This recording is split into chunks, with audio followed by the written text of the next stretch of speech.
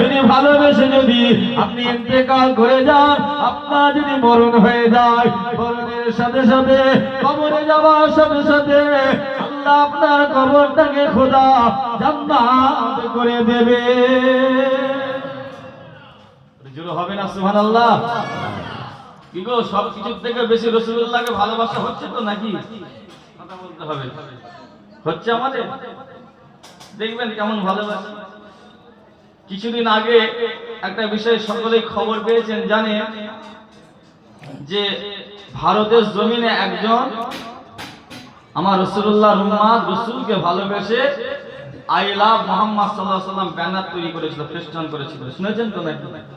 হ্যাঁ, আজ এক শ্রেণীর মানুষ যে হুজুরের শানকে বড় করার জন্য, আলা করার জন্য, মুহাম্মদ রাসূলুল্লাহর মাকামটা, নামটা বাড়াবার জন্য সে ফেস্টুন ঝুলিয়েছিল বলে এক শ্রেণীর মানুষ তাকে জেলে ঢুকিয়ে দিয়েছিল। জানেন তো নাকি ঘটনা? আজ আপনি কেমন রাসূলুল্লাহর উম্মত যে আজ হুজুরের শানকে তারা মিটাবার জন্য, হুজুরের মাকামকে মিটাবার জন্য নতুন প্রজন্ম বা তার প্রজন্মদের ঘরে মুহাম্মদ রাসূলুল্লাহর নাম নিশানা না তাদের কাছে পৌঁছায়। তাই আজ এক শ্রেণীর মানুষরা চেষ্টা করলো, আজ হুজুরের শানকে তারা ছোট করলো, আর আপনি রাসূলুল্লাহর উম্মত ঘরে চুপ যাও, আমরা সবাই নীরবতা পালন করলাম। আপনার তো প্রয়োজন ছিল, আপনার তো দরকার ছিল যে সরকারের বিরুদ্ধে গণতান্ত্রিক প্রক্রিয়ায় রাস্তার মোড়ে মোড়ে প্রতিবাদ করার দরকার ছিল না, ছিল না? জোরে বলেন। তা আপনারা করেছেন? হ্যাঁ, হুজুরের উম্মত দাবি করলেন, হুজুরের শাফাআত চাইবেন, হুজুরের জন্য জান্নাতে যাবেন, সেই হুজুরের নাম নিশানাকে মিটাবার জন্য তো চেষ্টা করলো। তাহলে আপনি কেমন রাসূলুল্লাহর উম্মত হলে আবার নিজেকে দাবি করলেন আমি নিজের জানের থেকে বেশি রাসূলুল্লাহকে ভালোবাসি?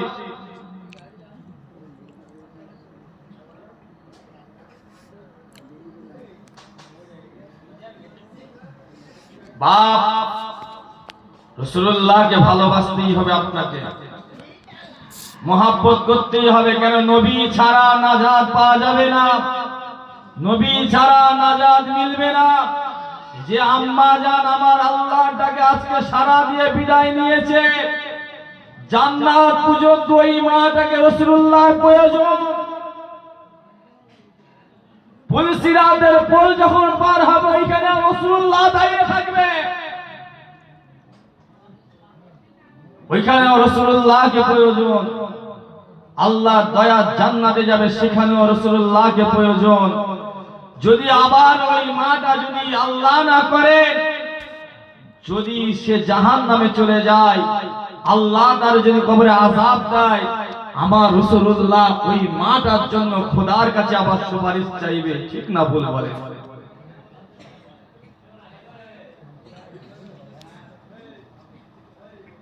হুজুরকে সব থেকে বেশি ভালোবাসতে হবে।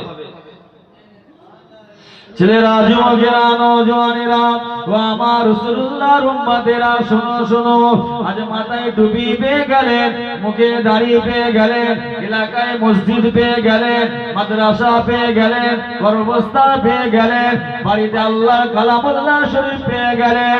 এই ছেলেরা, যুবকেরা, আপনি মাজুপুর গ্রামে আল্লাহর বিধান পেয়ে গেলেন। এই ছেলেরা, যুবকেরা, আমরা সহজেই পেয়ে গিয়েছি, তাই আমরা গুরুত্ব দিনের মাকাম বুঝতে পারিনি।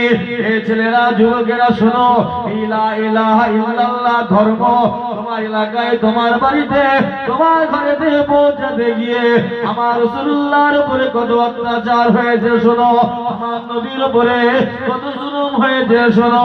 আল্লাহ নবী যখন লা ইলাহা ইল্লাল্লাহর প্রচার করতে গেলেন, আল্লাহ নবী যখন মানুষের ঘরে ঘরে, মানুষের দরে দরে, মানুষের বাড়ি বাড়ি গিয়ে লা ইলাহা ইল্লাল্লাহর প্রচার করতে গেলেন, কুফারে কুরাইশেরা, আবু জেহেল, আবু লাহাব, উতবা, শায়বা দলের লোকেরা বলেছিল, হে মুহাম্মদ, হে মুহাম্মদ, তুই তোর বাপ দাদা ধর্ম বাদ দিয়ে, তুই তোর পূর্বপুরুষদের ধর্ম ত্যাগ একাকার করে দিয়ে